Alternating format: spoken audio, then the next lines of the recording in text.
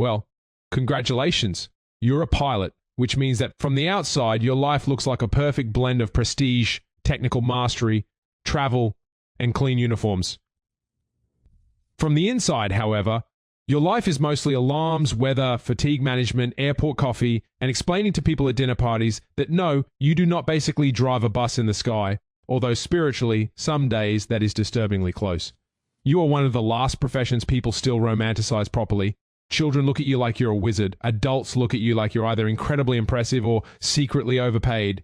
Instagram looks at you like you live in permanent golden hour layovers, walking through terminals with a suitcase, sunglasses, and what appears to be total control over your destiny. This is misleading. Your actual life contains a surprising amount of paperwork, highly specific rules about rest, and the constant possibility that a passenger named Darren will somehow make boarding his personal manifesto. That's the first thing about being a pilot, really. People think your job is flying the plane. It is not. Flying the plane is the glamorous bit people understand. Your real job is managing a highly structured chain of procedures designed to stop the glamorous bit from becoming a documentary. Checks, briefings, fuel calculations, weather analysis, performance data, taxi instructions delivered in an accent that seems at times personally committed to being misheard. Then, after all that, yes, occasionally, you get to do the thing where the aircraft leaves the ground, which is still objectively insane if you think about it for more than 5 seconds. And yet you must never look impressed. That's part of the job. A pilot cannot appear emotionally available to the situation. Passengers want confidence. The aircraft could be bouncing through turbulence, rerouting around weather, and carrying 180 people who all think the engine sounds different. And your voice still has to come over the speaker like you've just been mildly interrupted during a nap. Folks, we're just expecting a little bit of chop, a phrase which, in aviation, can mean anything from slight vibration to the beverage cart is now a theological event. You are also permanently trapped between two public perceptions. To some people, you are a superhuman technical expert operating one of the most complex machines on Earth. To others, you are basically a guy who says, "Ooh, cabin crew, prepare for departure," and then presses buttons, while autopilot does the interesting part. Both of these people are wrong, but in very different ways, because the truth is much less convenient. Modern airline flying is not about raw heroics.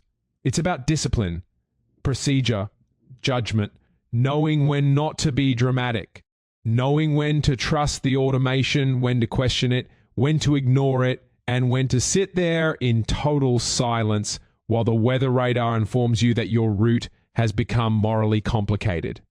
And then there's the schedule. People love the idea of pilots traveling the world, and yes, technically you do.